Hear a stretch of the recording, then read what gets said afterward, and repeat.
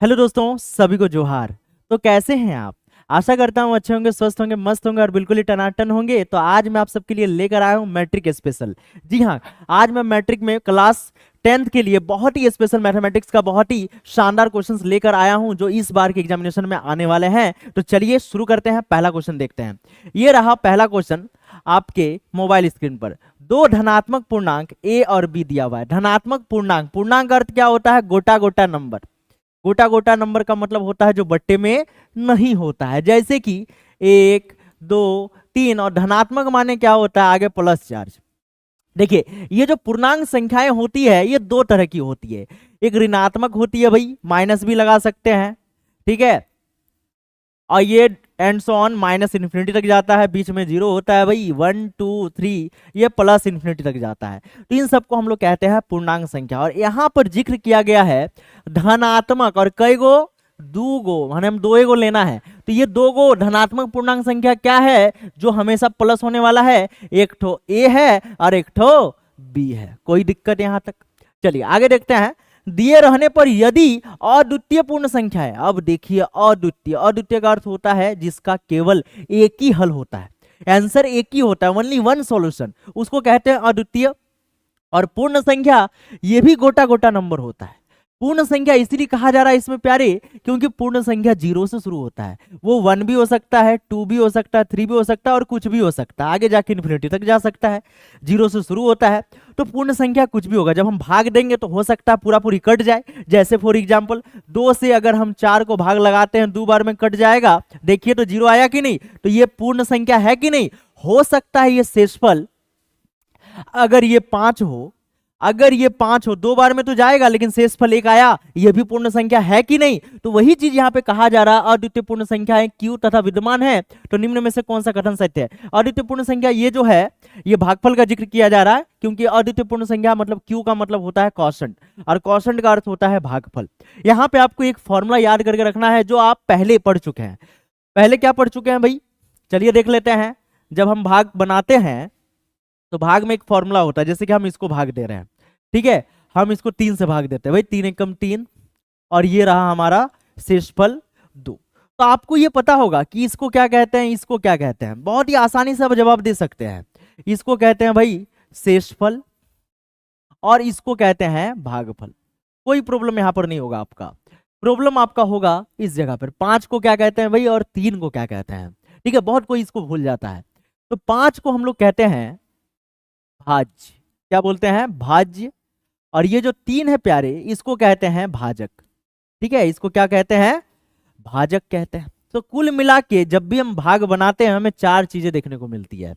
एक हो जाएगा भाजक, एक हो जाएगा भाज्य, एक हो जाएगा भागफल और एक हो जाएगा शेषफल।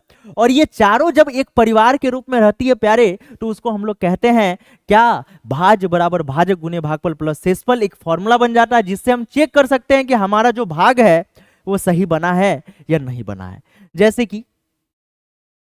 कि हम लिख सकते हैं भाई, भाज्य बराबर भाजक, भाजक गुने भागफल जोड़ शेषफल, ये फॉर्मूला होता है, ठीक है। और इसी फॉर्मूला को क्लास 10 में एक अलग नाम से जाना जाता है।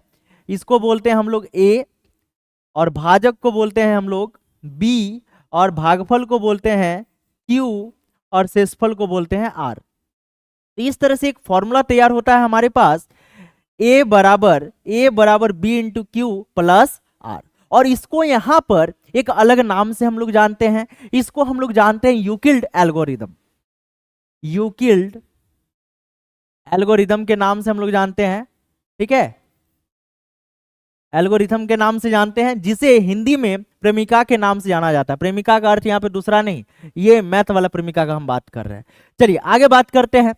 तो ये फॉर्मूला आपको याद करके रख लेना है प्यारे, क्या? ए बराबर बी क्यू प्लस आर, जहां पे ए क्या है, बी क्या है, क्यू क्या है, आर क्या है, इस सबको आपको याद करके रखना है। जैसे हम बता दिए आपको, ए बराबर क्या होता है? बी क्यू प्लस आर होता है। जहां पर आपको हम अभी बताएं भाई, ए को क्या कहते हैं? ए को कहते हैं भाज्य, बी को कहते हैं भागफल, और क्यू को कहते हैं, सॉरी थोड़ा सा गलत हो गया यहां पर, इसको कहते हैं भाजक, ये हो जाएगा भागफल, और ये हो जाएगा शेषफल। ठीक है, भाज्य बराबर भाजक गुने भागफल प्लस शेषफल होता है। ठीक है, उसी को हमें इस तरह से लिखना है और याद करना है, ए बराबर बी क्यू प्लस आर। कोई दिक्कत है तो बस वही चीज पूछा जा रहा है, तो कौन सा फॉर्मूला बनेगा आपको तो हम फॉर्मूला बनाकर दिखा दिए, कैसे बना वो भी दिखा दिए।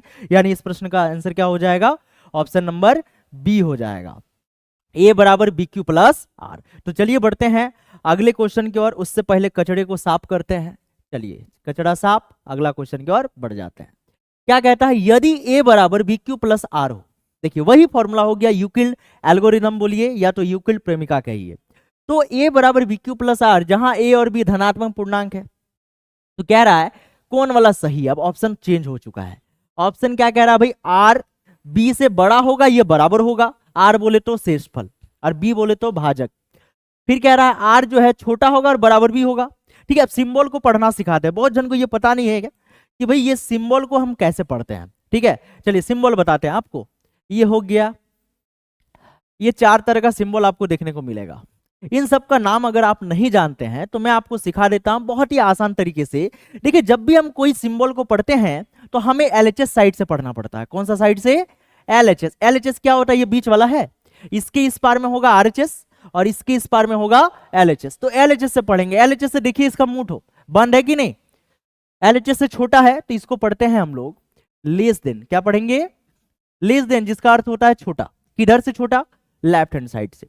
अब इसको एलएचएस साइड से देखिएगा तो देखिए इसका मुंह खुल गया है, ये बड़ा दिख रहा है ना, इसका बढ़ गया है। तो देखिए इसको बोलेंगे हम लोग ग्रेटर देन। इसको क्या पढ़ेंगे, ग्रेटर देन। चलिए अब देखिए इसमें, अब बोलेगा सर ये तो ऊपर वाला ही है लेकिन ये वाला क्या है, तो इसको कहते हैं बराबर। इसको क्या कहते हैं, बराबर कहते हैं। ऊपर वाला मुड़ी काट देंगे तो देखिए बराबर जैसा दिख रहा है कि नहीं, दिख रहा है ना, इसको कहते हैं बराबर। तो भाई छोटा तो है लेकिन बराबर भी है, तो छोटा के लिए पहले नाम लिख देते हैं क्या, लेस देन। छोटा के लिए लेस देन लिख दिए, और ये बराबर भी है तो उसके लिए हम लोग यहां पर लिख देंगे इक्वल टू, यानी लेस देन इक्वल टू इसको पढ़ते हैं। इस सिंबल का बात करें तो देखिए तो भाई ये दोनों सिंबल एक ही हो गया है, इसको इधर से घुमाते हैं। चलिए अब इधर से देखिए ये बड़ा भी है और बराबर भी है, तो भाई इसको लिखेंगे ग्रेटर देन, ग्रेटर देन और क्या, इक्वल टू। अब इन सब का मतलब भी समझा देते हैं आपको, अगर समझ में नहीं आ रहा है तो पूरा क्लियर से बताएंगे। एक भी प्रश्न आपका एग्जाम में छूटने वाला नहीं है और 100 में 100 मार्क्स आपका जरूर आएगा।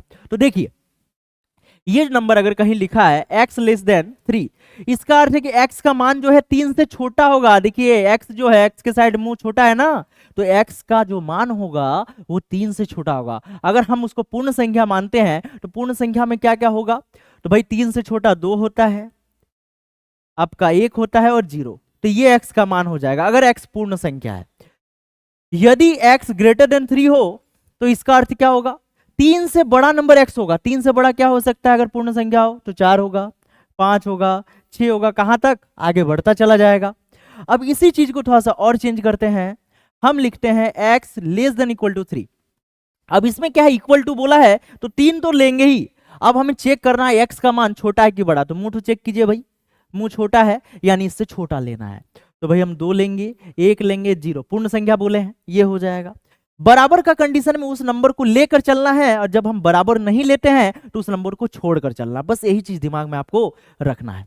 तो चलिए देखते हैं भाई क्वेश्चन को, ये तो कॉन्सेप्ट आपका हो गया। अब क्वेश्चन को चेक करते हैं। क्वेश्चन में कह रहा है ए बराबर बी क्यू प्लस आर, तो भाग देके दिखाते हैं भाई, ये ए है और हम बी से भाग देते हैं, यहाँ पे हमें क्यू मिलता है और यहाँ पे हमें आर मिलता है। ठीक है, एक एग्जाम्पल के साथ, क्योंकि एग्जाम्पल देंगे तो और क्लियर आपका मथुआ में घुस जाएगा वो क्वेश्चन। तो चलिए भाई आपको दिखाते हैं एकदम दिमाग में सेव करके। एक नंबर लेते हैं 5 और 5 को सीधे हम 3 से भाग देते हैं, एक बार में जाएगा और ये शेषफल क्या देगा 2।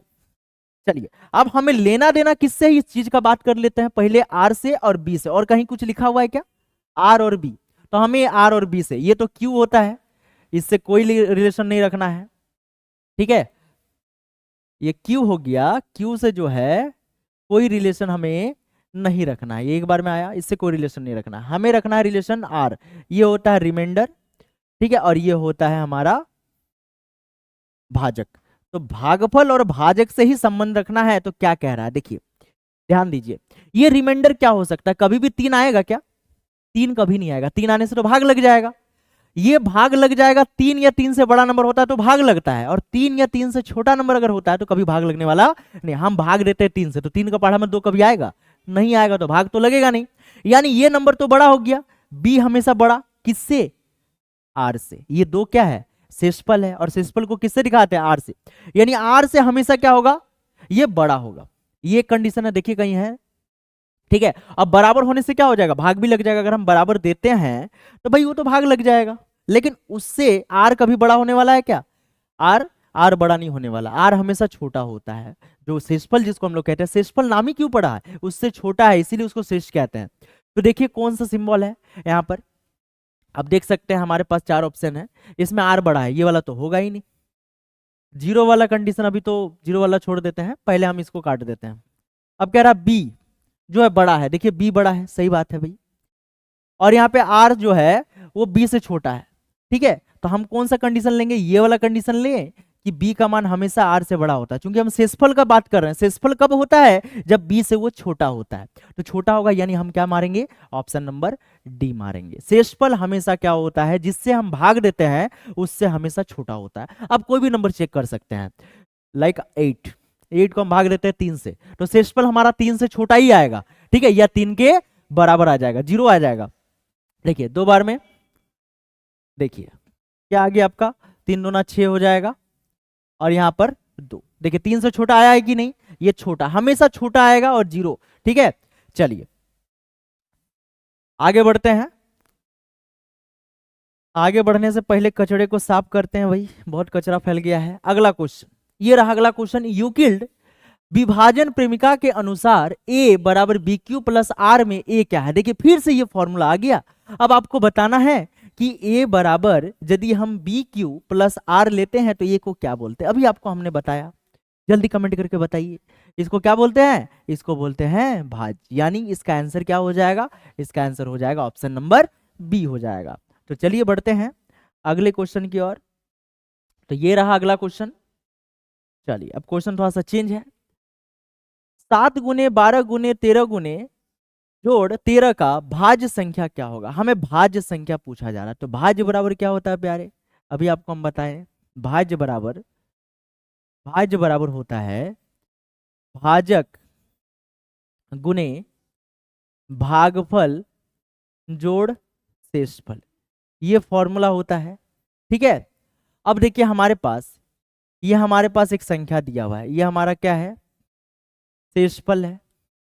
ये हमारा शेषफल है, तो ये पूरा क्या हो जाएगा हमारा, इसी में 2 जन शामिल होगा, भाजक और कौन शामिल होगा, भागफल। यानी भाज्य गायब है, तो भाज्य गायब है, तो भाज्य को निकालने का फॉर्मूला क्या है आपका, भाजक और भागफल का गुणनखंड दिया हुआ, ये गुणनखंड है, भाजक और भागफल इसी में शामिल है। तो 7 गुना 11 गुना 13 और जोड़ शेषफल की जगह 13 है, तो पहले गुना करते हैं भाई। ये आपका गुना हो जाएगा, ये 11 7 77 और ये 13, ये 7 तिया 21 7 तिया 21 और ये 23 हो जाएगा, 7 एकम 7, ये 7, तो ये हो गया हमारा, ये आपका 7 2 9 1 10, 1001 हो जाएगा। चलिए इन दोनों का काम तो हो गया भाई हमारा। अब इसके साथ 13 को जोड़ देते हैं, 13 को जोड़ देंगे तो ये 4 हो जाएगा, 101, 1014 कहीं है, देखिए आपका ऑप्शन नंबर सी में दिखाई देगा। इस तरह से हम आसानी से बना सकते हैं। आपको चेक करना है ये फॉर्मूला किसका है, ये फॉर्मूला है भाज्य बराबर भाजक गुने भागफल प्लस शेषफल, यानी यूक्लिड प्रेमिका का ये फॉर्मूला है। तो चलिए बढ़ते हैं अगले क्वेश्चन की ओर। अगला क्वेश्चन ये रहा आपके मोबाइल स्क्रीन पर, यूक्लिड विभाजन प्रेमिका के अनुसार a बराबर बी क्यू प्लस आर में b क्या है, अभी आपको हम बताएं, इसका कमेंट आपको करना है और जवाब सही से देना है। तो चलिए बढ़ते हैं अगले क्वेश्चन की ओर। अगला क्वेश्चन ये रहा, सेम क्वेश्चन फिर से आ गया है, इस बार हमें क्या बोला गया है, Q के बारे में बताना। ये Q क्या है, ये भी मैंने आपको बताया, और Q4 होता है क्वेश्चन। चलिए बढ़ते हैं अगले क्वेश्चन की ओर। चलिए अब क्वेश्चन थोड़ा सा चेंज हुआ है, तो देख लेते हैं भाई क्या चेंज आया है इसमें। चलिए, यदि एल्गोरिथम a बराबर बी क्यू प्लस आर, हमें फॉर्मूला दे दिया है a बराबर बी क्यू प्लस आर में ए बराबर किसका वैल्यू दिया हुआ है, ए बराबर क्या दिया है 72, ए बराबर दिया हुआ 72 और बी बराबर दिया हुआ है 9, तो बी बराबर 9 तो का मान होगा, भाई किसका मान होगा, ये तो गायब कर दिया है। ठीक है, चलिए तो चेक करते हैं, हमें तो पता है भाई 72 को भाग देना है किससे, 9 से। हम सारा बता सकते हैं, शेषफल बता सकते हैं और क्या बता सकते हैं, भागफल बता सकते हैं। तो ये तो भाई 8 बार में कट जाएगा, 9 8 72 0, तो हमारे पास दो आंसर आया, 8 हो जाएगा क्यू का मान और 0 हो जाएगा आर का मान। तो देखिए तो ऑप्शन के अनुसार भाई 8 भी है 0 भी है, यानी जरूर इसमें कुछ छूटा हुआ है, कुछ तो लोचा है, कुछ तो यहाँ पे पूछा गया होगा जो छूटा हुआ है, क्योंकि हमारा आंसर तो 0 और 8 भी है, तो कुछ छूट गया होगा। अगर ये पूछे भागफल, क्या पूछे भागफल, तो आपको जवाब क्या देना है, भागफल आपका 8 आएगा, तो उस चक्कर में हम मार देंगे आंसर सी। यदि पूछा जाए भागफल की जगह रिमाइंडर, तो रिमाइंडर की जगह आपको क्या मानना है 0। तो चलिए बढ़ते हैं अगले क्वेश्चन की ओर। चलिए उससे पहले कचरे को साफ करते हैं। अगला क्वेश्चन ये रहा, एक प्राकृत संख्या का अभाज्य गुणनखंड उसके गुणनखंडों के क्रम को छोड़ते हुए क्या होता है, डैश डैश दिया हुआ है। तो क्या ये अनेक होता है, कि अद्वितीय होता है, कि 2 होता है, कि 5 होता है। जब भी हम एक प्राकृत संख्या का अभाज्य गुणनखंड निकालते हैं तो गुणनखंडों के क्रम को छोड़ते हुए हम हमेशा अद्वितीय लेते हैं, अद्वितीय। जैसे कि आपको एक एग्जाम्पल हम दिखाते हैं, एग्जाम्पल है आपका, अब मान लेते हैं 32, ठीक है, या 32 को छोड़िए, कुछ अलग नंबर मानिए, हम मानते हैं 36। ठीक है, चलिए 2 से भाग देते हैं, 2 से भाग देंगे 18 बार में, 2 से भाग देंगे 9 बार में, 2 से जाएगा नहीं, 3 से भाग देंगे 3 बार में, फिर 3 से भाग देंगे 1 बार में। तो यानी 36 बराबर हम लिख सकते हैं 2 गुने 2 गुने 3 गुने 3। ठीक है, ध्यान से देखिए, आपको यहां से एक अभाज्य संख्या 2 मिलेगा, एक अभाज्य संख्या आपको 3 मिलेगा, इसके बाद आपको हो सकता है 5 मिले, इसके बाद 7 मिले, इसके बाद 11 मिले, इसके बाद 13 मिले। जो भी गुणनखंड हम करते हैं वो हमेशा अभाज्य संख्या के रूप में ही होती है, यानी वो अद्वितीय होती है। यानी इस प्रश्न का जो सही उत्तर है वो आपका हो जाएगा ऑप्शन नंबर बी हो जाएगा। तो चलिए बढ़ते हैं अगले क्वेश्चन की ओर।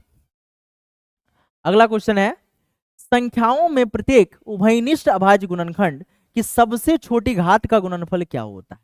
ठीक है, संख्याओं में प्रत्येक उभयनिष्ठ का बात कर रहा है, उभयनिष्ठ मतलब सभी में जो होता है। ठीक है, गुणनखंड की सबसे छोटी घात का गुणनफल हम उसको क्या बोलते हैं, उसको एचसीएफ बोलते हैं, एलसीएम बोलते हैं, 1 और 2 दोनों बोलते हैं, कि इनमें से कोई नहीं। जब छोटी घात का गुणनखंड कहते हैं तो हम लोग एचसीएफ कहते हैं, और बड़ी का गुणनखंड जब कर देते हैं तो हम लोग एलसीएम कहते हैं। ठीक है, छोटा नंबर निकालेंगे तो एचसीएफ हो जाएगा, बड़ा नंबर निकालेंगे तो गुणनफल हो जाएगा। फॉर एग्जाम्पल देखिए, हमारे पास एक नंबर है 4, एक हमारे पास 16 है, एक हमारे पास 36 है। अब इसका हम एलसीएम और एचसीएफ निकाल के दिखाते हैं गुणनखंड विधि द्वारा। तो गुणनखंड विधि द्वारा जब हम लोग निकालते हैं तो देखिए, सबसे पहला हम काम करते हैं, ये 2 से भाग लगेगा, 2 दूना 4, ये 8 बार में, ये आपका 18 बार में, फिर 2 से भाग लगेगा, ये आपका 1, ये आपका 4 और ये आपका 9। इसके अलावा और 2 से भाग लगेगा, जिससे भाग देते हैं तीनों कटना चाहिए। इसके अलावा सिर्फ एक ही एक नंबर है जिससे ये तीनों कटेगा, इसके अलावा कटने वाला नहीं है। तो जब तीनों नंबर कटता हो तो उस समय उभयनिष्ठ इसको कहेंगे, क्योंकि ये 2 है इन तीनों के पास है, जो सबके पास होता है उसको कहते हैं उभयनिष्ठ यानी कॉमन। ये 2 जो है इन तीनों के पास है, ये 1 भी इन तीनों के पास है, और कोई नंबर हो सकता है क्या, नहीं। जब इनको गुना करते हैं तो 2 गुने 1 बोले तो कितना आ गया 4, ये 4 क्या होगा एचसीएफ। जब सभी से कटता है तो एचसीएफ हो जाता है। अब देखिए, अब इसी को हम चेंज करते हैं, ये 4 है, ये 16 है, ये 36 है। अब इसको भाग देते हैं, 2 से 2 दूना 4, ये 8 बार में, ये 18 बार में, फिर 2 से देंगे 1 4 9। अभी भी अभी भी ये भाग नहीं लग रहा है, तो हम क्या करेंगे, एलसीएम निकालने के समय हम क्या करते हैं, ये 2 और ये 2 दोनों 2 को तो लेते हैं, ऊपर से जो नहीं कट रहा है उसको भी शामिल करते हैं, क्योंकि वो संख्या बड़ा हो जाता है। तो यहाँ 4 हो जाएगा और ये 9 हो जाएगा। इस समय यदि हम इसको गुना करें तो हमारा जो संख्या है वो क्या बनेगा, 2 दूना 4, 4 4 16 और 16 नामा 44। यानी उस समय देखिए ये जो नंबर बन रहा है 144, ये क्या होने वाला है, ये हमारा बनने वाला है एलसीएम। ये बड़ी हो जाएगा, ये छोटी हो जाएगा। तो हमें उभयनिष्ठ बोला है, उभयनिष्ठ मतलब सब के अंदर से निकालना है, और सब के अंदर से यदि निकलता है प्यारे तो उसको क्या कहते हैं, एचसीएफ। और सब के अंदर से उभयनिष्ठ ना निकले और सबको गुना कर दिया जाए तो उसको कहते हैं एलसीएम। समझ में आया आपको? चलिए बढ़ते हैं अगले क्वेश्चन की ओर। अगला क्वेश्चन है ये, अगला क्वेश्चन है संख्याओं में सम्मन प्रत्येक अभाज्य गुणनखंड की सबसे बड़ी घात, सबसे बड़ी घात का गुणनखंड सभी को अगर हम लोग गुना कर दें तो उस समय एलसीएम हो जाएगा। इससे पहले मैंने आपको घात के रूप में नहीं दिखाया, आपको हम डायरेक्ट बताया, ठीक है, डायरेक्ट बता दिए इस तरह से कि आराम से आप निकाल सकते हैं। बड़ी घात होगा, बड़ा नंबर होगा तो वो हो जाएगा एलसीएम, और छोटा नंबर हो जाएगा सभी से कॉमन निकलता है, अब उभयनिष्ठ निकलता है तो उस समय उसको कहते हैं एचसीएफ। तो चलिए बढ़ते हैं अगले क्वेश्चन की ओर। अगला क्वेश्चन है, जब दो संख्याओं में a और b के लिए एचसीएफ 1 हो तब a और b होते हैं। हमें a और b का मान निकालने के लिए बोला गया है, ठीक है। वो क्या होगा, ऑप्शन के अनुसार भाज्य संख्या होता है, अभाज्य संख्या होता है, 1 और 2 दोनों होता है कि सभाज्य संख्या होता है। जब भी हम कोई नंबर, जैसे मान लेते हैं हम एचसीएफ निकाल रहे हैं, एचसीएफ निकाल रहे हैं, हमारे पास दो अलग अलग नंबर है a और b, तो ये दोनों आपस में क्या होनी चाहिए वो पूछा गया है। क्या भाज्य संख्या होगी, क्या अभाज्य संख्या होगी, कि 1 और 2 दोनों होगी, सहभाज्य संख्या। चलिए इसको हम एक उदाहरण के माध्यम से आपको समझाते हैं। नंबर लेते हैं, मान लेते हैं 2 और 3 लेते हैं, तो भाग देंगे एक बार में, इसको काट देंगे तो क्या हो जाएगा इसका आंसर। इसका आंसर आप देखिएगा कि 2 से तो कट गया लेकिन ये इसका 0 नहीं आया, तो अभी तक एचसीएफ नहीं निकाल सकते। एचसीएफ कैसे निकालेंगे, फिर ये 2 यहाँ पर बैठा देंगे, 2 बार में देंगे तो ये 2 हो जाएगा 0। देखिए 0 आ गया, कौन किया 0, 1, जो किया 0 वही क्या हो जाता है एचसीएफ। यानी इस प्रश्न का आंसर क्या हो जाएगा, 1 हो जाएगा। तो हमें देखने को क्या मिल रहा है, ये संख्या 8 और 4 यदि है तो इसका एचसीएफ क्या होगा। 2 3 लेते हैं, उस समय दोनों का एचसीएफ क्या होगा, तो इस समय भाज्य संख्या होगा कि अभाज्य संख्या होगा, कि 1 और 2 दोनों होगा कि सहभाज्य होगा। तो इस प्रश्न का जो सही उत्तर हो जाएगा प्यारे वो आपका हो जाएगा सहभाज्य संख्या। जब भी हम लोग a और b को भाग करते हैं, a और b को भाग करते हैं तो a और b में कोई सार्वगुणनखंड नहीं मिलना चाहिए, एक को छोड़ के कोई संख्या नहीं होनी चाहिए। जैसे कि हम यहाँ पे कुछ एग्जाम्पल और आपको देते हैं, जैसे कि एक 4/6 है और एक 2/3 है। इन दोनों में a और b किसको मान सकते हैं, हम इसको मानेंगे, ठीक है, इसको b मानेंगे, इसको a मानेंगे, किसी को भी मान सकते हैं, लेकिन इसको नहीं मानेंगे। क्यों नहीं मानेंगे, क्योंकि यहाँ पे ये 2 से कट जा रहा है, ये 2 से कट जा रहा है, 2 से कटना नहीं चाहिए, किसी से नहीं कटना चाहिए, सिर्फ एक को छोड़ के। अगर 1 से कटता है तो वो सहभाज्य संख्या ही होती है, 1 से नहीं कटता है तो उसको हम सहभाज्य संख्या नहीं कहते हैं। तो जब दो संख्याओं a और b के लिए एचसीएफ का हम लोग मान निकालते हैं तो वो दोनों क्या होना चाहिए, सहभाज्य संख्या होनी चाहिए, यानी ऑप्शन नंबर डी हो जाएगा। तो चलिए बढ़ते हैं अगले क्वेश्चन की ओर। अगला क्वेश्चन ये रहा, क्वेश्चन नंबर 13। ए और बी सहभाज्य संख्या तब होता है जब एचसीएफ, बोल रहा है ए और बी सहभाज्य कब होता है, इसका कंडीशन आपको बता दिए। एचसीएफ कितना होगा, एचसीएफ कितना होगा, 1। एचसीएफ यदि 1 होता है तो सहभाज्य है, और एचसीएफ अगर 1 नहीं होता है तो भाज्य भी हो सकता है और अभाज्य भी हो सकता है। यानी इस प्रश्न का उत्तर आपका क्या हो जाएगा, ऑप्शन नंबर ए हो जाएगा। क्लियर है, ए और बी क्या है, सहभाज्य तब होता है, सहभाज्य का मतलब इंग्लिश में को प्राइम कहते हैं, वो किसी और दूसरे का पहाड़ा में नहीं कटना चाहिए। जैसे आपको एग्जांपल बता दिए, 2 और 3 ये सहभाज्य संख्या है, 4 और 6 सहभाज्य नहीं होगा क्योंकि ये भी 2 से कट रहा है, ये भी हमारा 2 से कट रहा है, तो ये सहभाज्य नहीं होगा। यदि हम 15 और 9 को लेते हैं तो ये भी हमारा सहभाज्य नहीं होगा क्योंकि ये 3 से कटता है, और ये भी किससे कटता है, 3 से, ये भी सहभाज्य नहीं होगा। यदि हम 2 और 13 को लेते हैं तो हम इनको सहभाज्य कह सकते हैं क्योंकि ये 2 से नहीं कटता है और किसी का पहाड़ा में नहीं कटता है, सिर्फ 1 को छोड़ के। तो यानी ये भी 1 से कट रहा है और ये भी 1 से कट रहा है, तो इसको हम लोग क्या कहेंगे, सहभाज्य संख्या कहेंगे। समझ में आया, सहभाज्य संख्या किसको कहते हैं, जिसका एचसीएफ क्या होता है, 1 होता है। तो चलिए बढ़ते हैं अगले क्वेश्चन की ओर। अगला क्वेश्चन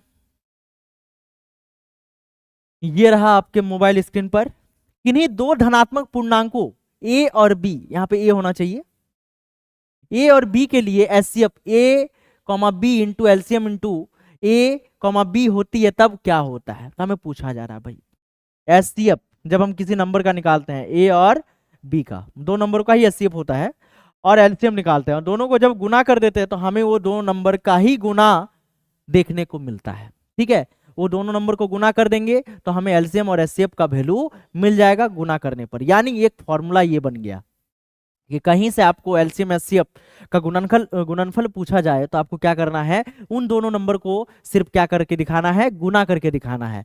जैसे फॉर एग्जांपल मान लेते हैं एचसीएफ जो है वो 2 और 3, ठीक है, ये दो नंबर है, तो इसका एलसीएम पूछा जाएगा तो आपको क्या करना है, 2 × 3 कर देना है, तो ये आपका आंसर डायरेक्ट हो जाएगा। एलसीएम कितना हो जाएगा, 6 हो जाएगा। चलिए बढ़ते हैं अगले क्वेश्चन की ओर। उससे पहले इसका आंसर क्या हो जाएगा, A × B। एलसीएम और एचसीएफ जब भी हम गुना करते हैं तो इनके जो नंबर हैं वो भी आपस में क्या हो जाती है, गुना हो जाती है। चलिए बढ़ते हैं अगले क्वेश्चन की ओर। ये रहा अगला क्वेश्चन। अगला क्वेश्चन है कौन अभाज्य संख्या है। देखिए अभाज्य संख्या का दो डेफिनेशन होता है, एक तो जिसका सिर्फ दो ही गुणनखंड होता है उसको अभाज्य यानी प्राइम नंबर कह सकते हैं, और दूसरा जो सिर्फ अपने पहाड़ा में कटे और जिसका जो नंबर है उससे कटे, इसके अलावा किसी से ना कटे, तब भी हम उसको क्या बोलेंगे, अभाज्य संख्या। जैसे कि फॉर एग्जांपल 15, एक से तो भाग लग रहा है, 15 से भी भाग लग रहा है, इसको छोड़ के यदि और किसी पहाड़ा से भाग लग जाए तो फिर यह अभाज्य नहीं होगा, लेकिन हम लोग 3 से भाग दे सकते हैं, यानी ये अभाज्य नहीं होगा। 5 से भाग लग सकता है, अभाज्य नहीं होगा। 23 देखिए, 12 देखिए 75, पहले 12 के पास चलते हैं। 1 और 12 को छोड़ के किसी से नहीं लगना चाहिए, लेकिन हम लोग को पता है 12 किसका पहाड़ा में लग रहा है, 2, 3 भाग, किसी से भी भाग अगर लग जाए तो समझ जाइए कि वो अभाज्य संख्या नहीं होगा। 75 को भी चेक करेंगे तो 1 और 75 को छोड़ के किसी से नहीं लगना चाहिए, लेकिन आप देखिए 5 से लग रहा है, यानी ये भी नहीं होगा। यानी ऑप्शन नंबर बी इस प्रश्न का क्या हो जाएगा, बिल्कुल सही उत्तर। 23 सिर्फ अपने पहाड़े में और 1 के पहाड़े में ही लगता है, इसी कारण ये जो 23 है ये एक प्राइम नंबर हो जाएगा। और 1 से 100 तक के बीच में कितने प्राइम नंबर है, तो 25 है। 1 से 50 के बीच, 1 से 50 के बीच यदि पूछे तो आपको 15 अभाज्य संख्या देखने को मिलेंगे। आप घर में जाके इसको प्रैक्टिस कीजिए और निकाल के देखिए क्या इतना संख्या आता है। चलिए बढ़ते हैं अगले क्वेश्चन की ओर। उससे पहले कचड़े को मिटाते हैं। यह रहा अगला क्वेश्चन।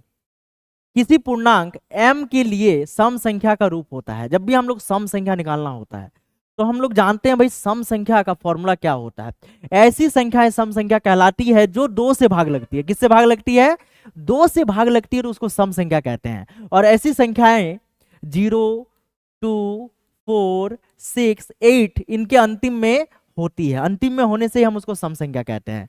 यदि 1, 3, 5, 7, 9 ये देखने को मिल जाए तो इसको कहते हैं विषम। ये लास्ट में होती है क्योंकि ये 2 के पहाड़े में नहीं आती है, ठीक है। और जब हम लोग मैथमेटिक्स एक फॉर्मूला बनाते हैं तो सम संख्या जो 2 से भाग लग जाए और विषम संख्या जो 2 से भाग ना लगे, यानी 2 से भाग लगेगा उसमें 1 जोड़ दीजिए तो क्या बन जाएगा, विषम बन जाएगा। तो ये फॉर्मूला होता है, ये सम के लिए, ये विषम के लिए। ऑप्शन देखिए कहां पे है, तो ये हमारा ऑप्शन नंबर बी पे है, सम के लिए। यदि विषम के लिए पूछा जाता तो 2m + 1 हो जाता। चलिए बढ़ते हैं अगले क्वेश्चन की ओर। अगला क्वेश्चन ये रहा आपके सामने। किसी पूर्णांक m के लिए विषम संख्या, देखिए विषम वाला आ गया ना, आपको सीधे मार देना है भाई ऑप्शन नंबर सी, ठीक है, सीधे ऑप्शन नंबर सी मारना। लेकिन आप देखिएगा कि सर चलिए मान लेते हैं भाई ये तो हमारा सम संख्या देता है, ठीक है, ये नहीं होगा, लेकिन ये तो विषम देगा। 2m - 1, 2m - 1 कीजिएगा तब भी विषम आएगा, m + 1 कीजिएगा तब भी विषम आएगा। फॉर एग्जाम्पल m का वैल्यू ले लेते हैं हम लोग 2 लेते हैं, एक सम मानते हैं, तो b में बैठाएंगे 2m - 1 तो हमें देखने को मिलेगा 2 × 2 - 1 = 4 - 1 = 3। तो विषम दे दिया, वो भी तो ऑप्शन में बोला है विषम संख्या आना चाहिए, इसमें भी विषम आया।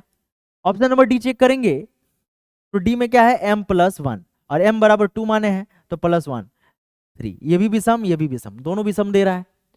फिर इसको क्यों हम आंसर मार रहे हैं, देखिए ये जो कंडीशन है ये कंडीशन में सम भी आ जाएगा और विषम भी आ जाएगा, लेकिन इस कंडीशन में सिर्फ क्या आने वाला है, विषम। देखिए चेक करके, अभी लिए थे हम सम, जैसे ही इसको 3 कर दें, इसको 3 कर दें तो यहाँ पे क्या हो जाएगा, 2 तिया, ठीक है, 2 तिया ये हो जाएगा 6 - 1, ठीक है, ये तो आ गया हमारा 5। लेकिन इस कंडीशन में देखिएगा तो आप जैसे कीजिएगा 2 या 3 कीजिएगा तो फिर आपको 4 आ जाएगा, ठीक है। तो कंडीशन इसमें क्या होगा, चेंज होता रहेगा, ठीक है, हमेशा ये चेंज हो जाएगा, विषम भी आ जाएगा, कभी सम भी आ जाएगा, लेकिन इसमें हमेशा क्या आने वाला है, हमेशा इसमें विषम आने वाला है, इसी कारण हम इसको लेते हैं। तो चलिए बढ़ते हैं अगले क्वेश्चन की ओर। अगला क्वेश्चन है 96 के अभाज्य गुणनखंड में 2 का अधिकतम घात कितना है। तो हमें सबसे पहला काम ये करना है कि 96 को लिख डालना है और 2 से इसको भाग देना है। जब तक ये भाग जाए अभाज्य गुणनखंड के रूप में इसको लिख देना है। तो 2 से भाग देंगे 4 बार में, ये हो जाएगा 8 बार में। फिर 2 से देंगे 2 4, फिर भाग देंगे 2 से 12 बार में, फिर 2 से भाग देंगे 6 बार में, फिर 2 से भाग देंगे 3 बार में, फिर 3 से भाग देंगे 1 बार में। ध्यान से देखिए 2 का अधिकतम घात 2 कितने बार है, 1 2 3 4 5, यानी 2 को हम अधिकतम कितने लिख सकते हैं, 5। यानी आंसर क्या हो जाएगा, ऑप्शन नंबर डी हो जाएगा। 2 कितने बार आएगा, 2 जितने बार आएगा बस उसको लिख दीजिए। बढ़ते हैं अगले क्वेश्चन की ओर। अगला क्वेश्चन ये रहा 19। 72 का अभाज्य गुणनखंड करना है। फिर से वही नंबर आपको करना है। तो ये बहुत ही आसान क्वेश्चन है, इसको आप सॉल्व कीजिए और कमेंट करके बताइए आपका आंसर क्या आ रहा है। तो चलिए बढ़ते हैं अगले क्वेश्चन की ओर।